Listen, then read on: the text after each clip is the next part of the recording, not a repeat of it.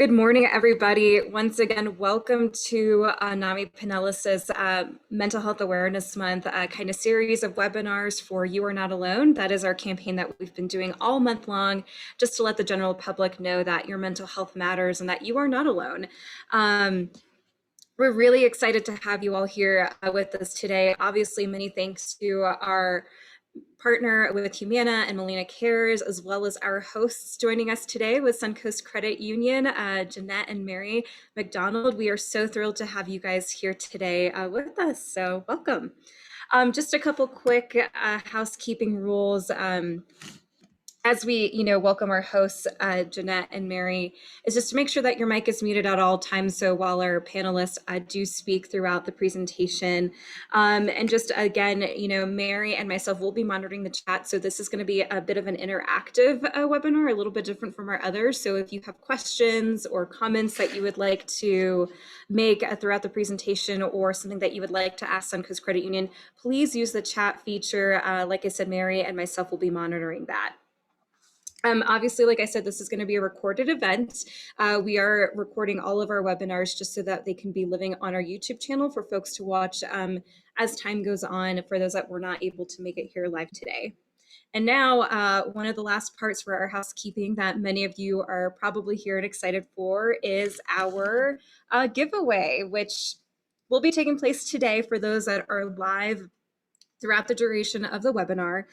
This is a really great gesture by Suncoast Credit Union. They have offered this amazing gift of an $100 gift card. And the way that this will work is, as you can see, we have the Wheel of Names kind of image here. So the way that it is going to operate is throughout the presentation, definitely make comments or ask questions throughout the chat. The more times your name pops up in the chat with a question or comment or some sort of engagement, the more times your name will be entered into the wheel of chat, or the wheel of names. And once that is completely done and after our webinar is over, we will pull it up live on the screen so you can see everyone's names, and then it will be randomly selecting somebody's name, and that will be the individual who receives this gift of the gift card. There is no purchase necessary, of course, or required. This is just a gesture that Suncoast Credit Union so generously offered, and we just wanted to make it available to those that will be with us today. So definitely make sure you are tuned in. Use that chat feature. You do not have to have your camera on, as our lovely hosts will be presenting something amazing for us today. And the reason why we are doing this presentation is because there are several peers and loved ones that are affected by mental health conditions who, sometimes daily activities are a little bit more difficult when it is with a mental illness versus not. And one of those things is financial management, your financial health. So the reason why we are kind of doing this presentation is because we've had a couple of peer stories, and I'm just going to briefly kind of go over that, where, when a peer experiences mania, sometimes they end up buying a car that is out of their price range that they cannot normally afford because, of their situation. Or sometimes somebody that does fall into deep depression for several days or several weeks, and even having the energy to pay bills on time can prove some difficulty. So Suncoast Credit Union has a lot of great resources, tools, tips, and tricks for us to kind of activate and utilize, free and open to the public.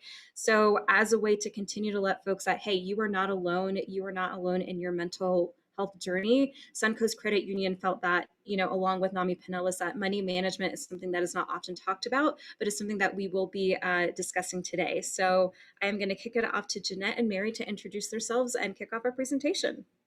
Thank you, ladies. Yes, absolutely. Hi, everyone. My name is Mary McDonald. I am the Community Relations Director at Suncoast Credit Union. And I guess my title speaks for itself. We really pride ourselves as a credit union giving back to the community. It's just part of what we do.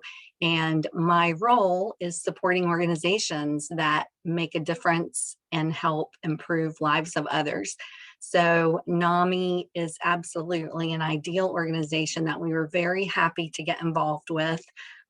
Really at the beginning of this year, a lot of different things brought us together. And to tell you real quickly about me, I feel like all of my worlds have collided and merged, being able to assist Jeanette with this presentation, because, I actually majored in psychology and child development as an undergrad with a dream and thought of mental health support and, even a long-term goal at the time of being a psychiatrist, psychologist. And for a lot of different reasons, I didn't go down that road, but I did work in college at a mental health support center for adolescents. And that was an incredible year, and I learned so much. And I really do. I know the importance of mental health support. And, after that and starting in banking, I ended up at some other nonprofits. So I really enjoy working with the charitable organizations all over Florida. And I appreciate Gabriella for all of everybody at NAMI for inviting us and having us here today. So that is me. And now let Jeanette introduce herself. Good morning, everyone. I am so honored to be here with you all today. So a little bit about myself. My name is Jeanette McElwain. I am a community relations specialist and work directly under Mary. And with all of her experience coming into Suncoast Credit Union and just taking our department as we work very closely with our community partners and building relationships and through different sponsorship opportunities, educational opportunities, just really sharing who we are with our financial resources, bringing awareness to the community is just so refreshing. I've actually had the privilege of being here at Suncoast Credit Union. I'm a little over 28 years now. I actually started as a file room clerk. I love numbers. I love adding them up, subtracting them, and figuring out what my balance was. So I guess I've really found my niche of being in the right place because, financial education and just this information has really helped me personally, but through me, I'm able to help you. And I think that's what really just, connects the dots and says it all. And so with that, I am so excited. Let's go ahead and get started with mental health and just managing your money. Because kickstarting that off, did you know that learning how to budget and staying out of debt are actually two of the top goals for mental illness recovery? So today, Suncoast Credit Union, we are here to share you some best practices, just some tips and resources that can help everyone, get through a challenging circumstance or a crisis that might happen. Because, they are unexpected. They happen at just the most unusual time frames. It's not like I have it on my calendar and expect it to happen next week. It doesn't work that way. Although I wish it did sometimes because I'm very good at using my calendar. But I want to also kind of introduce it as a way for us to kind of give you an analogy, if you will. I want to think of an emergency kit that you might have in your car or at home, or even like, for example, we're getting ready to go through hurricane season and we need an emergency kit for that. Well, today, ladies and gentlemen, we are here to share with you some financial emergency information. So that way you can put that in your financial emergency kit. Just some really good tools to have on hand, of course. Now, I do want to forewarn you, it's going to be a lot of information. If you have notes, piece of paper on hand, feel free to take and jot some information down. But all of this presentation, the note slides, we even have a really nice handout with a special guide that gives some other charts and information, just some really good tools that you can refer back to with this information at a later time frame as well. With any presentation, I'm going to start it off with an exercise, and I need your help because did you know that just taking a deep breath is one of the best ways to lower stress in our bodies? It sends a message to our brain to first calm down, and I'm telling my brain right now to calm down, relax, and then the brain is going to send that message to our bodies. So if everyone will do that, I know I can't see everyone on the webinar right now, but with me, we're going to inhale and take a deep breath and just exhale and let it out. Now, doesn't that feel good? Because I know it helped me and helps me feel good. So now I am ready to jump in and take action. And taking action to helping to gain control of managing our money. And we're going to do that today in 3 steps. Step one, we're going to focus on knowing just your financial position. And when we look at that particular step, we'll be talking about our income. Do you know what income is coming in and or the assets that you have? And really just taking note of those, recording that information, because then we're going to subtract out what bills and expenses we have. So we need to make a list of those and really just kind of take inventory, because ultimately that's going to lead us to our financial position, or if you will, those results that we need to get to. And then we'll move into step two, prioritizing bills and expenses, because knowing our obligations, knowing how much we owe, but in times of financial crisis or in hardship, we might have to prioritize those bills. So what's essential to survive? And then thirdly, we're going to look into, well, let's talk with our creditors. Let's talk with our financial institution. They are there to help, speaking with them to make maybe some possible payment arrangements, maybe changing some due dates on some bills, etc. That's important as well. And you may not be able to pay all of your bills in full right away, but each of these three steps are a proactive way to begin to minimize consequences. Because guess what? When I say that word consequences, there are consequences if I do ignore my bills. So I'd like for us to consider all of the options and choices and just different changes that are going to best fit you. Because if I do ignore bills, well, what can happen? I can derail my budget plan. It might get off track a little bit because of those unexpected occurrences. I know I got challenged with one myself just last week that happened. And you are not in this alone, as Gabby mentioned, because even with the best money management plan that you can have in place, that I have in place, it can get off track. It can get derailed, but hopefully temporarily, because although that I'm faced with this, yes, it could lead to stress or depression or anxiety, but just by taking a deep breath and being proactive through these three steps that we're going to encounter today, we can do it. And so some of these consequences, I'm sure you might be familiar of hearing about them or have heard them from others.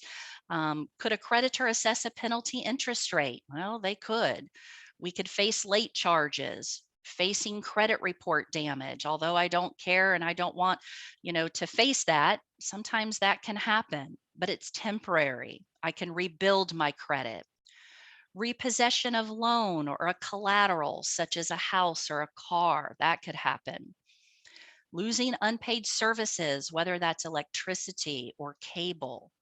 Wage garnishment, which no one wants to have that minimized, because that too will affect our budget. No one wants to have frequent calls from bill collectors.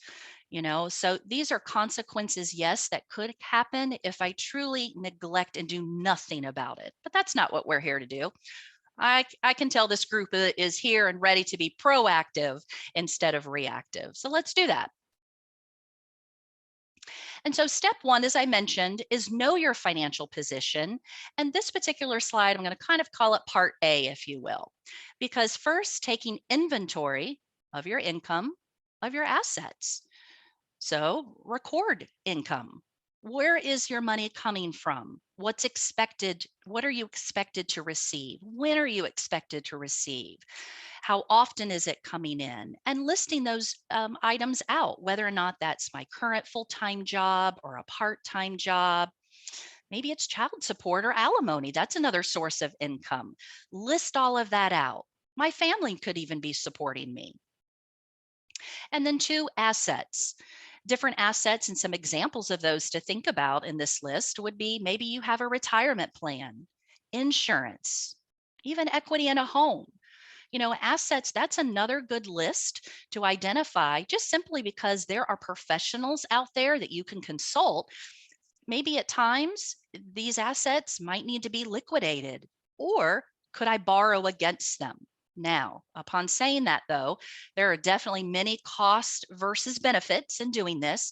And that's why, again, I say consult a professional when it comes to assets, but those are options. And that's what I'm trying to showcase here to you all, are the different options that you have. So listing all that out, and as looking possibly for ways to increase your income, these are some great tips here. I like the one I'm going to point specifically out, the one that says reduce tax withholdings if you usually get a refund. I know this one for me, I actually encountered pretty recently. Your tax withholdings is something that you do with your employer at a job. You fill out a W-4 form. Well, did you know that how you fill out this form and the way you fill it out, it could potentially either A, where not as many taxes are coming out of my paycheck, therefore more is coming into my income on an ongoing annual basis, or I could have a lot more tax withholding come out, and therefore maybe I'm getting a tax refund check from IRS. Well, debate that out for a moment. Do you want Uncle Sam holding your money for a whole entire year before you get it? Maybe not. If I'm in a hardship and I need that money now because my budget needs it, then that could be an option for you to consider. So check with your employer, maybe even just checking to see what you currently have listed on your W-4 form, just as a checkup to do annually is a good idea because taxes change. Even with our presidency changing, that information of taxes can change. So it's important just to learn more and be informed with what the current situation is out there. Even applying for benefits, unemployment or insurance, food stamps, that's another good one out there if you're looking for ways to increase income. So good tips. So part B of knowing our financial position is now starting to list out those bills, expenses, because when faced with a bill paying crisis, honestly, it can be depressing just to even think, how much I owe or how many people I owe. But it is essential to this process because you need to take inventory of your debt. And once again, this is going to give us those results to this financial position. So we do know where we stand because once we know that, then we'll be able to make changes. Our budget can be made changes to any day and any time. So ask yourself, do you know where your money is going? That's really the question that's going to set the foundation for us in order to take action and be able to prioritize our bills, because we're coming to that step very quickly.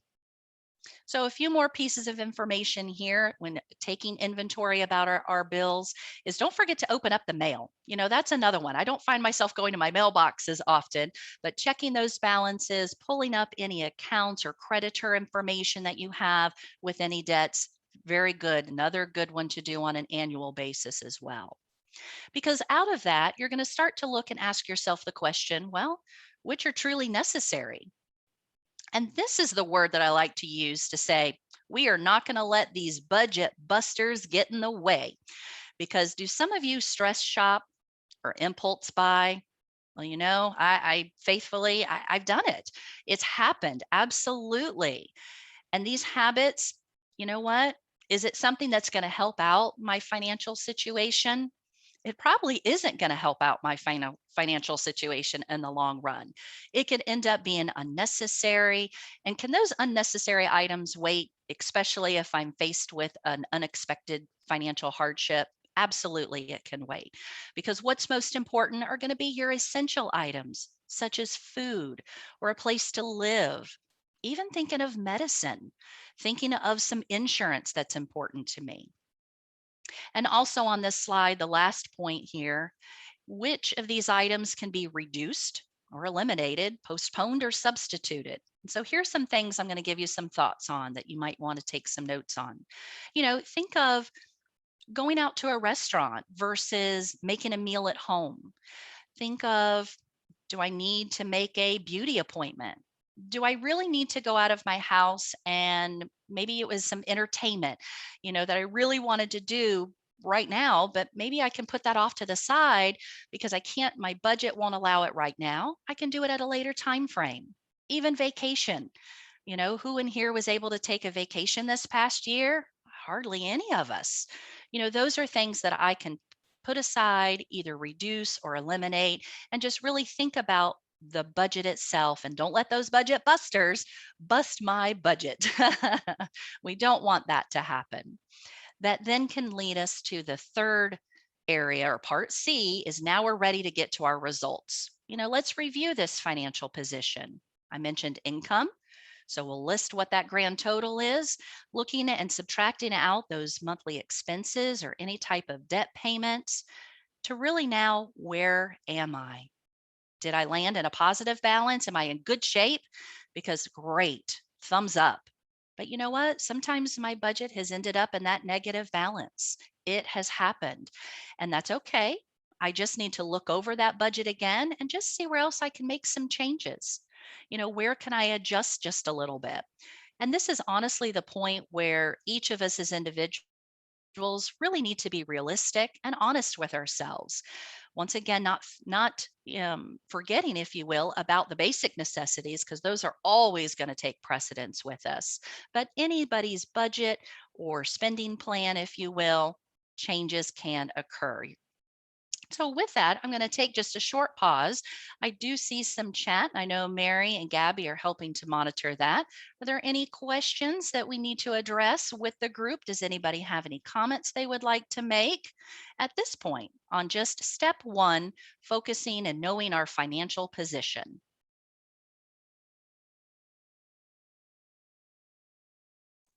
Okay. Hey, there have been a lot of comments, Jeanette, and Okay. they're looking forward having and hearing more about the next steps in communication, and also maybe addressing ideas when you're on a limited income. Very good. Excellent. I absolutely will. Thank you. Okay. Well, let's keep going. And so as we move into step two, prioritizing bills and expenses, no one wants to have an unpleasant decision of just having a bill unpaid or not being able to pay it. But the good news is these unexpected challenges we face are usually temporarily. And so think about the bills that are most important to you. What is truly necessary? And that's what you want to focus on first. You can see your mortgage or your rent, even basic utilities. You decide. This is all going to be up to you. It's going to be a subjective when it comes to utilities. Medical insurance is important. And even for ones where maybe penalties could be even very severe, and that could come around with child support or even some back taxes. So let's talk about some of these, because I'm going to break it down into some expenses. And if you've ever heard the term discretionary expenses, because discretionary expenses are really, it's asking yourself, is this a need or is this a want? Because I know, Jeanette, myself, I have so many wants that I want in life, but unfortunately, my budget does not allow that. And so I do have to come back to reality by making a list that helps me stay focused. That's another good tip. Limiting my impulse buys and purchases with taking out those budget busters to help me stay within my budget so I don't overspend. And so here are some other examples. Can I maybe walk or ride a bike to work instead of driving my car, perhaps saving on gasoline? Is there that gym membership that maybe I can cancel or even reduce? But perhaps I can walk around my neighborhood or in a park. Maybe I can even do some exercises at home. Thinking about my home, and matter of fact, I'm doing it actually right now. There is no other light that is on in any other room of my house except for where I am or where it's actually needed. That's a really good one to cut down on just some of those variance type expenses, because my usage of electricity is really going to also fluctuate my budget each and every month as well. Another good one would be if it's in our cooler months, of course. I know we're coming to our hotter months, but even in hotter months, maybe can I just, if there is a nice cool breeze out there, open up a window instead of using air conditioning, or turn on a fan that's not as harsh as using air conditioning. Even in those cooler months, putting on a sweater, or if I have some cold chills, that's another way, and then just turning on the heat. So hopefully those are some really good examples to also think about. But once again, prioritization is focused on essential needs. And that is up to you on what you think and what you value of truly being necessary above and beyond the shelter and food. That leads us into step 3, picking up the phone and talking to our creditors, going into your financial institution, talking with one of your, employees there or service provider to really just, act now. Don't wait, especially if I know I'm coming into a hardship or I am currently facing one. And when I already looked at my financial position and my results that we looked at a couple slides previously, if I am in the negative, then that's where I need to make sure to communicate by just being specific and honest with our service provider to say, I need help.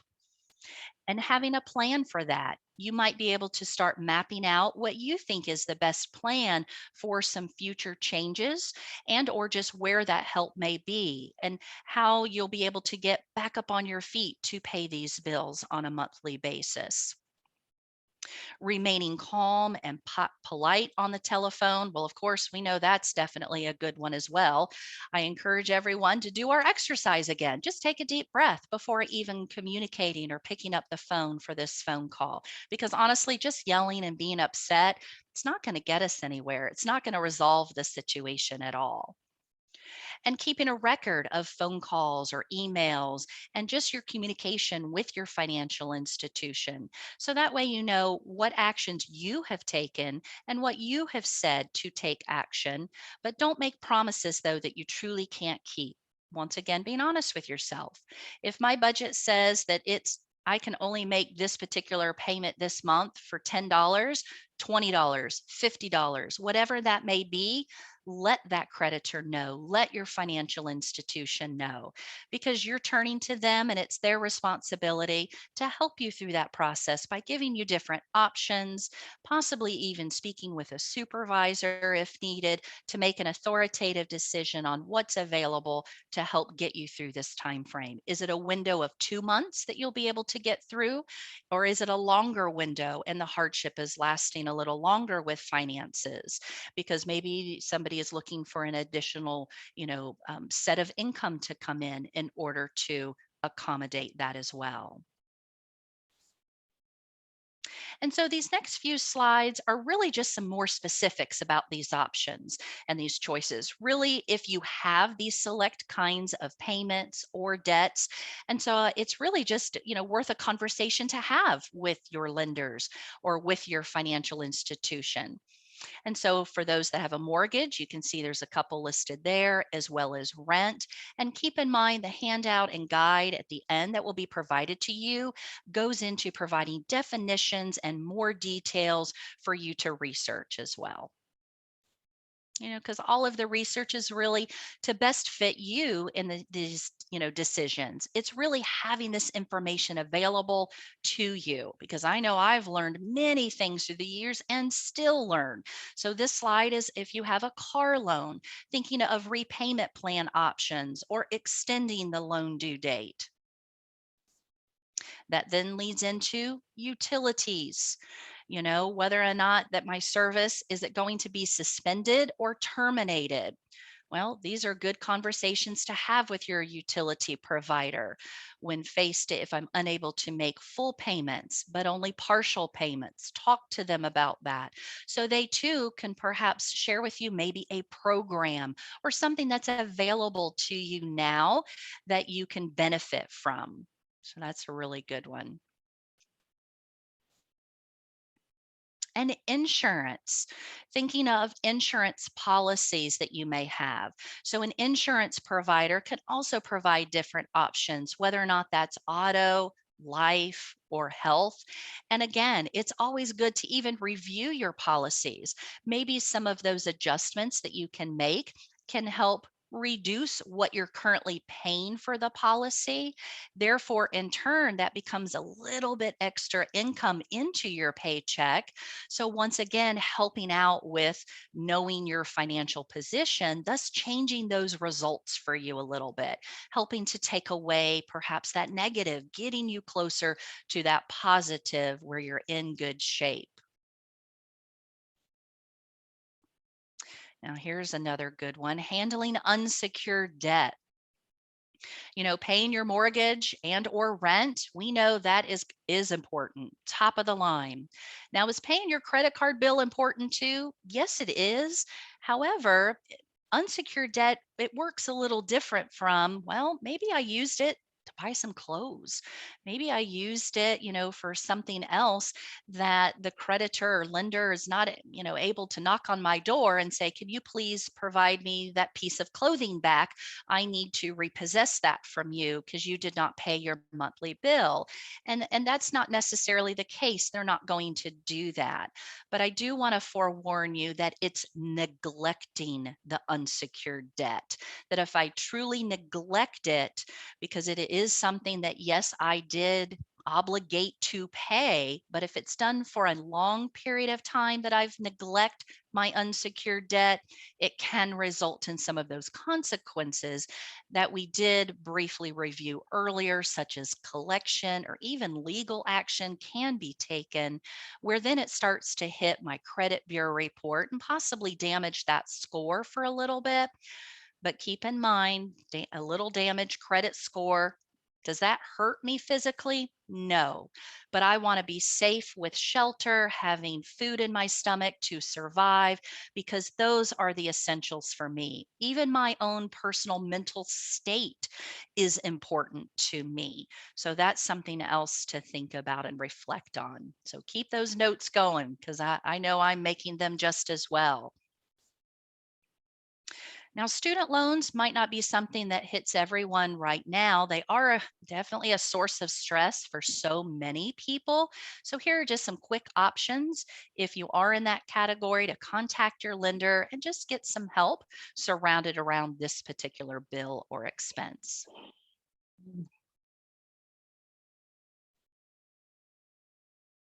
Handling child support and or alimony.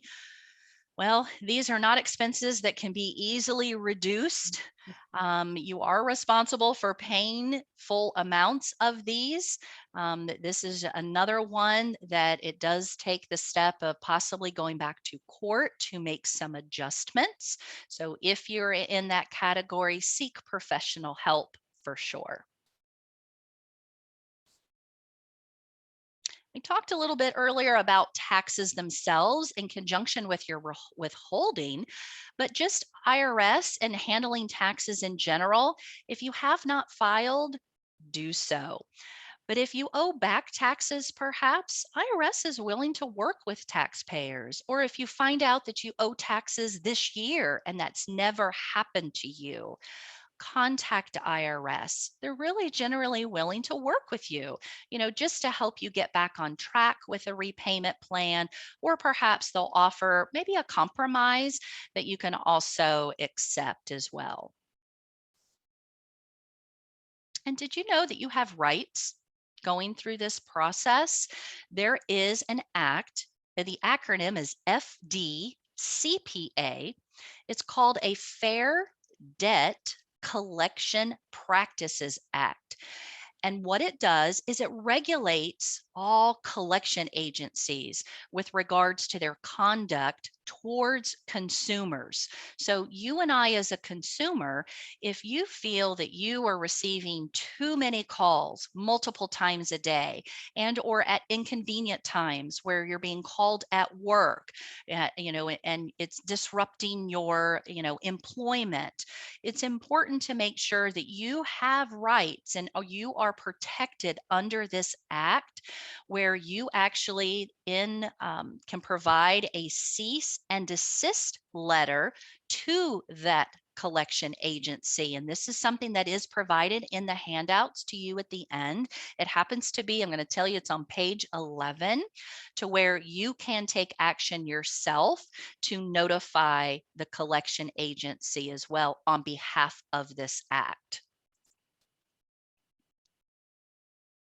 Now, rebuilding credit. This kind of slides in here as well.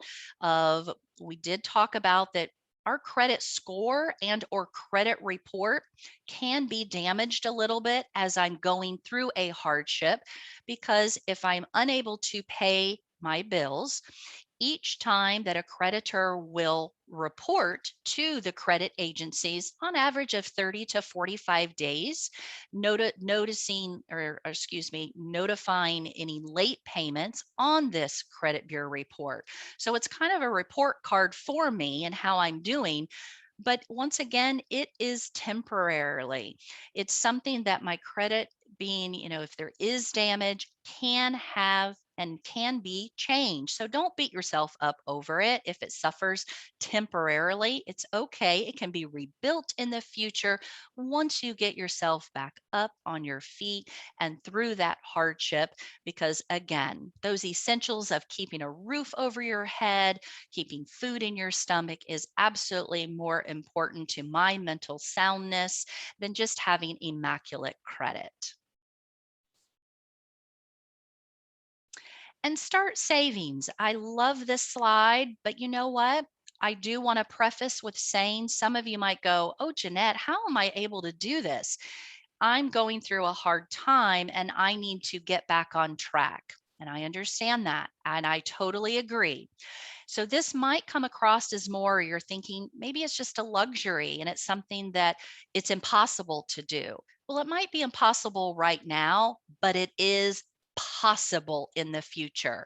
After walking through each of these 3 steps that we've done, and shared with you with some best practices, you know, eh, if you will, I'd like to share with you that really a statement of mental illness does not discriminate from rich to poor. So when I have that capability to begin to set aside, some money that, as experts say, well, if you can set up to 3 to 6 months worth of essential living expenses is recommended, just something to begin to be able to face future hardships.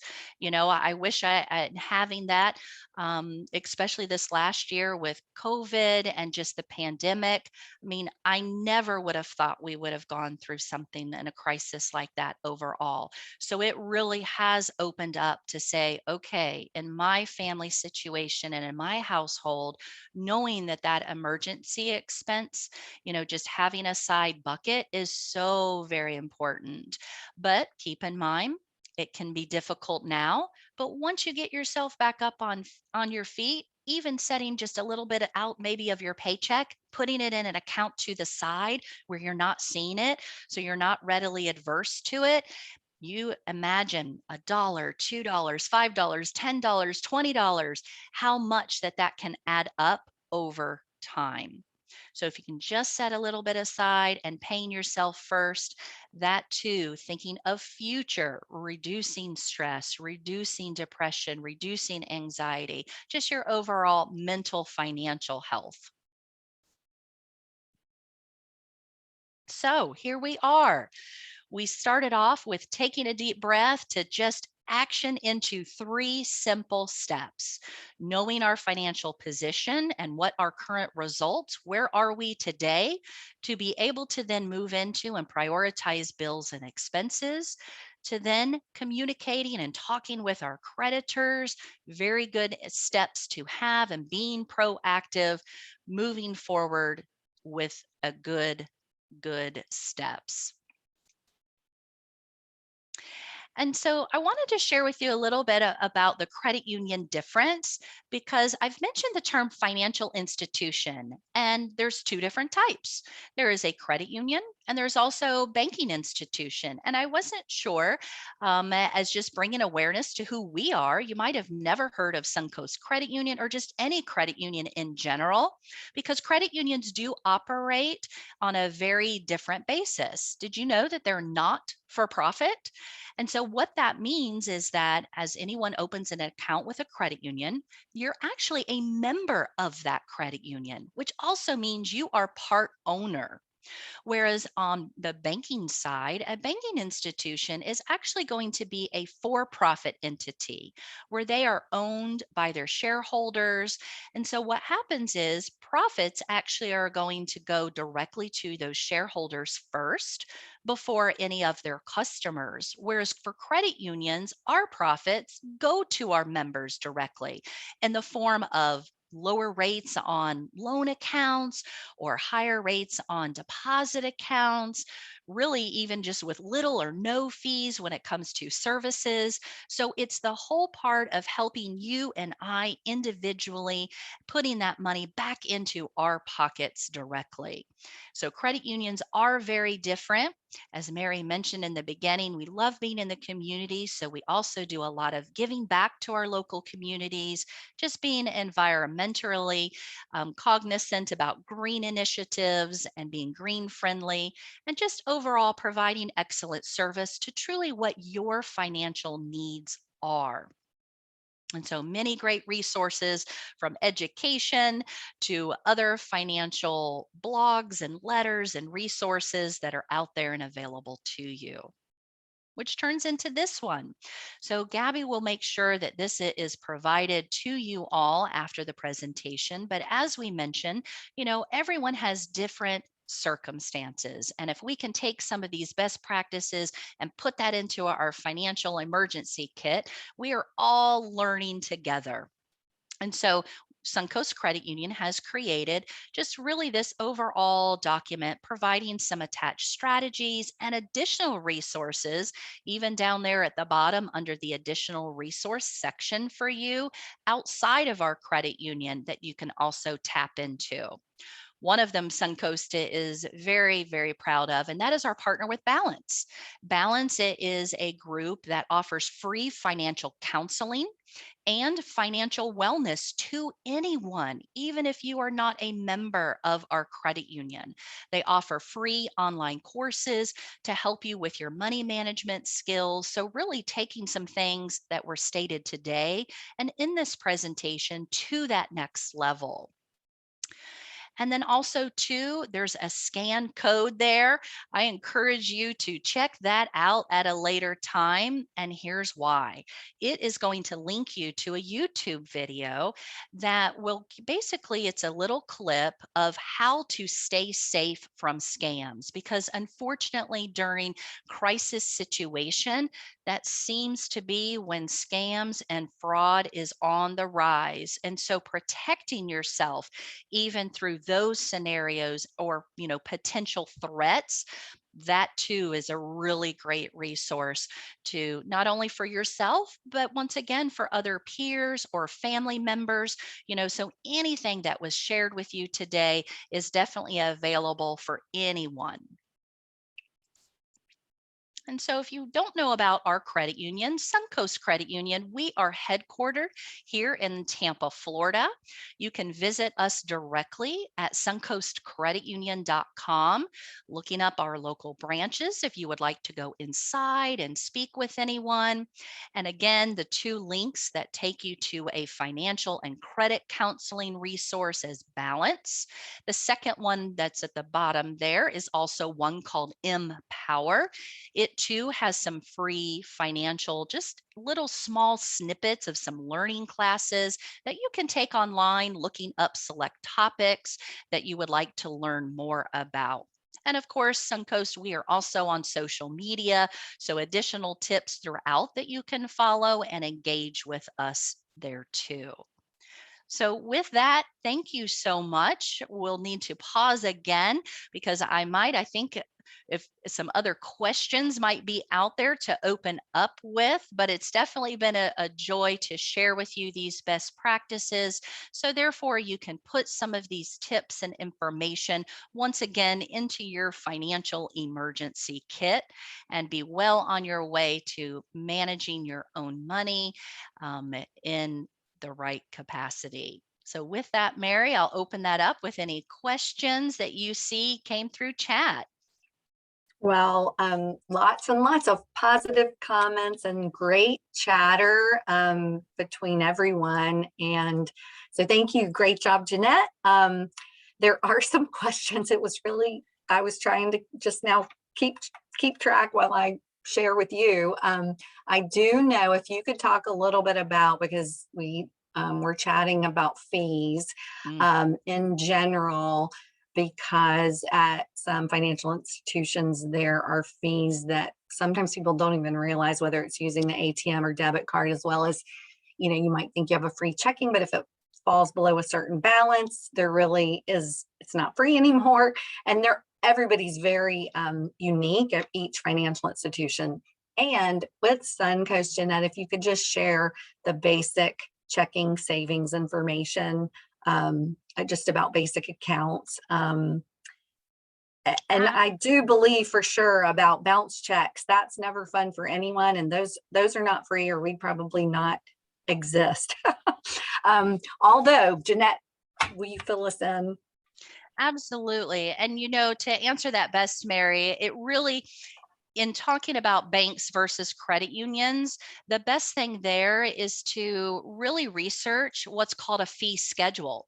So each institution needs to provide that, and whether or not that's on their website, that's in their locations, but it will outline ahead of time what truly are, if there are any fees that are going to be charged for select or certain services, what those are. And it's really a good way to be able to identify that up front so you know what to expect. Here at Suncoast Credit Union, opening up a $5 savings, that allows me to be a member of our credit union specifically. Others might do it a little differently. There are no fees towards my savings account. The only thing that would ever be a fee would be if I had like an automatic kind of debit withdrawal from a savings, which normally typically is not used for that. That would be the only time there would be a fee, because it would be similar to the checking account, which opening a checking account, minimum $5 to open up a checking account as well. And once I've established that, there are no fees.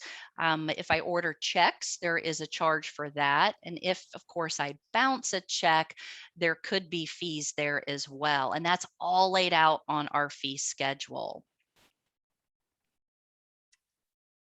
Did I miss any other questions, Gabby? No, I think you covered them all. Does anybody else have any comments they would like to share on the chat, or maybe unmute yourself real quick? But I think between us and Mary just kind of answering questions in the chat, and then Jeanette, I think we got everything. But one more opportunity for anyone to ask something. Okay. Great. Well, thank you, Jeanette and Mary. We are just so appreciative of this such insightful, resourceful presentation. I mean, even I learned a lot just like taking notes on the back end over here. Yes, Bren, I do see your question here. We will be emailing the handout after this presentation, so you will have access to that in your personal email, of course. All right. So with that being said, just going to pull up our little wheel here. So hold on one second. I'm just today, Michelle. But now that we're kind of at the tail end of our presentation, again, just some additional tips for those that are watching today. Definitely get connected with NAMI Pinellas. We also will be connecting you with Suncoast Credit Union, different resources available in that email.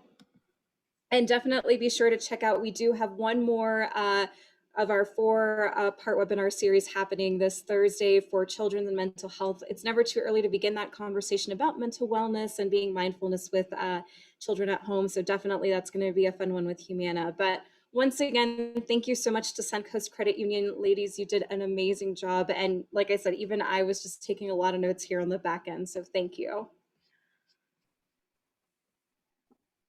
And other than that, does anybody have any other comments before we hop off? Great. Well, thank you so much, Jeanette and Mary, once again. And we hope you all have a wonderful rest of your Tuesday.